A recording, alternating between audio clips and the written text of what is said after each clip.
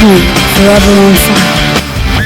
ಕಾಂಗ್ರೆಸ್ ಸಚಿವರಿಗೆ ವರಿಷ್ಠರು ನೀಡಿರುವಂತಹ ಸಂದೇಶಗಳೇನು ನೋಡಿ. ಹೈಕಮಾಂಡ್ ನಾಯಕರು ರಾಜ್ಯದ ನಾಯಕರೊಂದಿಗೆ ಒಂದು ಮಹತ್ವವಾದಂತಹ ಸಭೆ ನಡೆಸಿದ್ರಲ್ವಾ, ಅಲ್ಲಿ ಏನಾಯ್ತು ಹಾಗಾದ್ರೆ? ಏನೆಲ್ಲ ಸೂಚನೆ ಸಲಹೆಗಳನ್ನು ಕೊಟ್ಟರು? ಸಿಎಂ ವಿರುದ್ಧ ಪ್ರತಿಪಕ್ಷಗಳ ಮೂಢ ಹಗರಣ ವಿಚಾರಕ್ಕೆ ಸಂಬಂಧಪಟ್ಟಂತೆ ಸಿಎಂ ಸಿದ್ದರಾಮಯ್ಯ ಬೆನ್ನಿಗೆ ನಿಲ್ಲಲು ಸಚಿವರು ಹಿಂದೇಟನ್ನು ಹಾಕ್ತಾ ಇದ್ದಾರೆ. ಸಚಿವರಿಗೆ ಕ್ಲಾಸ್ ತೆಗೆದುಕೊಂಡಿದೆ ಕಾಂಗ್ರೆಸ್ ಹೈಕಮಾಂಡ್. ನೀವು ಮುಖ್ಯಮಂತ್ರಿಗಳ ಬೆನ್ನಿಗಿರಬೇಕು, ಅವ್ರ ಪರವಾಗಿ ಬ್ಯಾಟ್ ಮಾಡಬೇಕು. ಇನ್ನು ಶಾಸಕರ ಅಸಮಾಧಾನದ ಬಗ್ಗೆ ಕೂಡ ಹೈಕಮಾಂಡ್ ಬೇಸರ ಹೊರಹಾಕಿದೆ. ನಡೆ ಸರಿಪಡಿಸಿಕೊಳ್ಳದಿದ್ರೆ ಸುಮ್ಮನಿರಲ್ಲ ಅಂತ ಹೈಕಮಾಂಡ್ ಎಚ್ಚರಿಕೆ ಕೊಟ್ಟಿದೆ. ಶಾಸಕರನ್ನ ವಿಶ್ವಾಸಕ್ಕೆ ತೆಗೆದುಕೊಂಡು ಹೋಗಬೇಕು, ನೀವು ಸಚಿವರಾದಂಥವರು ಸಮನ್ವಯತೆ ಇರಬೇಕು, ಇಲ್ಲವಾದ್ರೆ ನಾವೇ ನಿರ್ಧಾರವನ್ನು ತೆಗೆದುಕೊಳ್ಳಬೇಕಾಗುತ್ತೆ ಅನ್ನುವಂಥ ಎಚ್ಚರಿಕೆ ಕೊಟ್ಟಿದ್ದಾರೆ. ಈಗ ನೋಡಿ, ಮುಖ್ಯಮಂತ್ರಿಗಳು ಏಕಾಂಗಿಯಾದ್ರು ಅನ್ನುವಂಥ ಒಂದು ಸಂದೇಶ ಹೋಗಬಾರ್ದು ರಾಜ್ಯದ ಜನರಿಗೆ. ಯಾರಪ್ಪ ಮುಖ್ಯಮಂತ್ರಿಗಳ ಪರವಾಗಿ ಯಾರು ಮಾತಾಡ್ತಾ ಇದ್ದಾರೆ? ಕೆ ಶಿವಕುಮಾರ್ ಮಾತಾಡಿದ, ಪರಮೇಶ್ವರ್, ರಾಜಣ್ಣ, ಚಲುವರಾಯಸ್ವಾಮಿ, ಜಮೀರ್ ಅಹಮದ್ ಎಲ್ಲರೂ ನೋಡಿ ಮುಖ್ಯಮಂತ್ರಿಗಳ ಬೆನ್ನಿಗೆ ನಿಂತಿದೆ ಇಡೀ ಕ್ಯಾಬಿನೆಟ್. ಹಾಗಾಗಿನೇ ಈಗ ಅಸಮಾಧಾನ ಏನಿದೆಯೋ ಅದನ್ನೆಲ್ಲವನ್ನು ಕೂಡ ಸರಿಪಡಿಸ್ಕೊಳ್ಳಿ. ಶಾಸಕರು ನೋಡಿ, ಕೆಲವೊಂದಿಷ್ಟು ಶಾಸಕರು ತಮ್ಮ ಅಳಲು ತೋಡ್ಕೊಳ್ತಾ ಇದ್ದಾರೆ. ಸಚಿವರು ನಮ್ಮ ಕೆಲಸ ಮಾಡಿಕೊಡ್ತಾ ಇಲ್ಲ, ನಮ್ಮ ಮಾತು ಕೇಳ್ತಾ ಇಲ್ಲ, ಅಲ್ದಾಡಿಸ್ತಾರೆ ನಮ್ಮನ್ನ. ನಮ್ಮ ಪಕ್ಷ ಇದೆ ಅಧಿಕಾರದಲ್ಲಿ, ನಮ್ಮ ಸಚಿವರೇ ಇದ್ದಾರೆ, ನಮ್ಮ ಮುಖ್ಯಮಂತ್ರಿಗಳಿದ್ದಾರೆ, ಆದರೆ ನಮ್ಗೆ ಅನುದಾನ ಸಿಗ್ತಾ ಇಲ್ಲ, ಕೆಲಸ ಆಗ್ತಾ ಇಲ್ಲ ನಮ್ಮ ಇಲಾಖೆ. ಆಮೇಲೆ ನಿಗಮ ಮಂಡಳಿಯದು ಅಷ್ಟೇ ಹಣೆ ಬರ. ಅವ್ರದ್ದು ಕೂಡ ಸಾಕಷ್ಟು ರೀತಿಯಾದಂಥ ಅಸಮಾಧಾನಗಳಿದ್ದಾವೆ ಅವರ ಮಧ್ಯೆ. ಹಾಗಾಗಿನೇ ಅದೆಲ್ಲವನ್ನು ಕೂಡ ಸರಿಪಡಿಸ್ಕೊಳ್ಬೇಕು ಅಂಥೇಳಿ ಕಿವಿ ಮಾತನ್ನು ಹೇಳಿದ್ದಾರೆ. ಇನ್ನು ಸಚಿವರು ಕೆಲವೊಬ್ಬರು ಅಂತರವನ್ನು ಕಾಯ್ದುಕೊಳ್ತಾ ಇದ್ರು ಮುಖ್ಯಮಂತ್ರಿಗಳ ಮೇಲೆ ಬಂದಿರುವಂತಹ ಈ ಒಂದು ಗಂಭೀರ ಆರೋಪದ ಬಗ್ಗೆ. ಅಂದ್ರೆ ಈಗ ರಾಜ್ಯಪಾಲರು ನೋಟಿಸ್ ಕೊಟ್ಟಿರೋದಲ್ಲ ಆ ವಿಚಾರಕ್ಕೆ. ಹೀಗಾಗಿ ವೇಣುಗೋಪಾಲ್ ಮತ್ತು ಸುರ್ಜೇವಾಲಾ ಕೆಲವೊಂದಿಷ್ಟು ಸೂಚನೆಗಳನ್ನು ಖಡಕ್ಕಾಗಿ ಕೊಟ್ಟಿದ್ದಾರೆ. ನೀವೇನಾದರೂ ನಮ್ಮ ಸಲಹೆಗಳನ್ನು ಸ್ವೀಕರಿಸದೇ ಇದ್ದರೆ ನಮ್ಮ ಕ್ರಮ ಏನಿದೆಯೋ ಅದನ್ನು ನಾವು ತೆಗೆದುಕೊಳ್ತೀವಿ ಅಂತ ಹೇಳಿದ್ದಾರೆ. ಅಂದರೆ ಆರೋಪಗಳೇನಿದಾವಲ್ಲ ಅದನ್ನು ಆದಷ್ಟು ನೀವು ತಡಿಬೇಕು. ಈಗ ಮೂಡ ಆಯಿತು, ವಾಲ್ಮೀಕಿ ನಿಗಮದ ಹಗರಣ, ಅಲ್ಲೂ ಕೂಡ ನಾಗೇಂದ್ರ ತಲೆದಂಡ ಆಯಿತು, ದದ್ದಲ್ಲು ರಿಪೀಟ್ ಆಗಬಾರ್ದು ಇದು.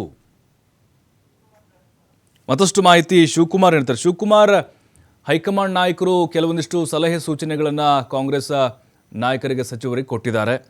ಬಟ್ ಇಲ್ಲಿ ಯಾವ ರೀತಿ ಸಂದೇಶವನ್ನು ಕಳುಹಿಸಿದ್ದಾರೆ ಅಂತೇಳಿ, ಯಾಕಂದರೆ ಮುಖ್ಯಮಂತ್ರಿಗಳ ಪರವಾಗಿ ಮಾತಾಡೋಕ್ಕೆ ಕೆಲವೊಬ್ಬರು ಅಂತರವನ್ನು ಕಾಯ್ದುಕೊಳ್ಳುವಂಥ ಪ್ರಯತ್ನವನ್ನು ಮಾಡ್ತಿದ್ರು. ಯಾವ ರೀತಿ ಬಿಸಿ ಮುಟ್ಟಿಸಿ ಹೋಗಿದ್ದಾರೆ ಅನ್ನೋದು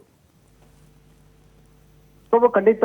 ಯಾಕೆಂದ್ರೆ ಮೊನ್ನೆ ಅಷ್ಟೇ ವೇಣುಗೋಪಾಲ್ ಆಗಿ ರಾಜ್ಯ ಉಸ್ತುವಾರಿ ಆಗಿರುವಂತಹ ಸುರ್ಜೇವಾಲಾ ಅವರು ರಾಜ್ಯಕ್ಕೆ ಬಂದಿದ್ರು. ಬೆಂಗಳೂರಿನಲ್ಲಿ ಮುಖ್ಯಮಂತ್ರಿಗಳ ನಿವಾಸದಲ್ಲೇ ಸಚಿವರ ಸಭೆಯನ್ನು ಕೂಡ ನಡೆಸಿದ್ರು.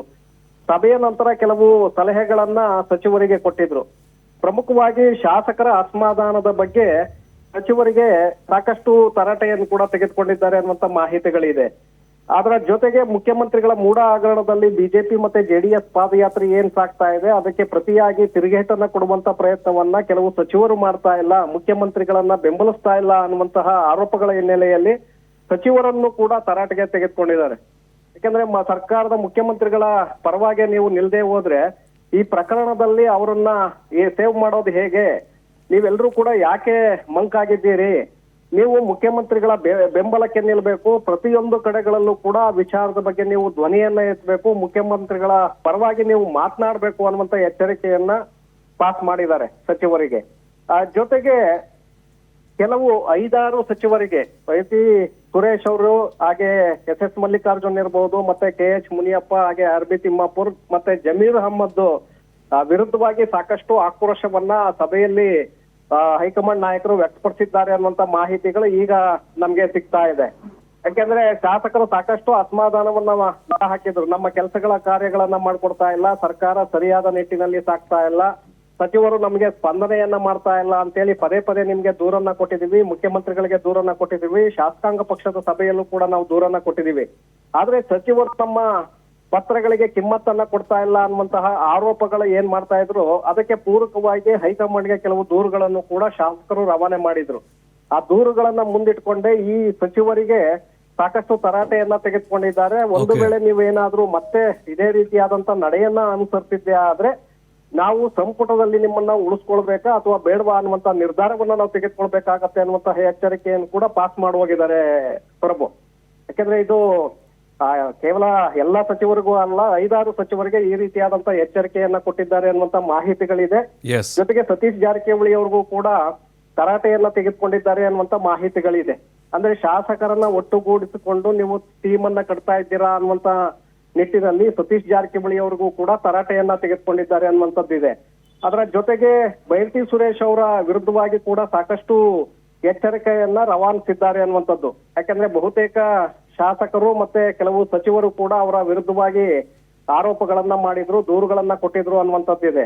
ಕಾರಣ ಎಲ್ಲ ಇಲಾಖೆಗಳಲ್ಲೂ ಕೂಡ ಅವರು ಮೂಗನ್ನ ತೋರಿಸ್ತಾ ಇದ್ದಾರೆ ಅನ್ನುವಂತಹ ಹಿನ್ನೆಲೆಯಲ್ಲಿ ಬೈರತಿ ಸುರೇಶ್ ಅವ್ರಿಗೂ ಕೂಡ ಸಲಹೆಗಳನ್ನ ಕೊಟ್ಟಿದ್ದಾರೆ, ಜೊತೆಗೆ ಎಚ್ಚರಿಕೆಯನ್ನು ಕೂಡ ರವಾನೆ ಮಾಡಿದ್ದಾರೆ ಅನ್ನುವಂತ ಮಾಹಿತಿಗಳು ನಮ್ಗೆ ಸಿಕ್ಕಿರುವಂತದ್ದು ಪ್ರಭು. ಥ್ಯಾಂಕ್ ಯು ಶಿವಕುಮಾರ್ ಮಾಹಿತಿಗಾಗಿ.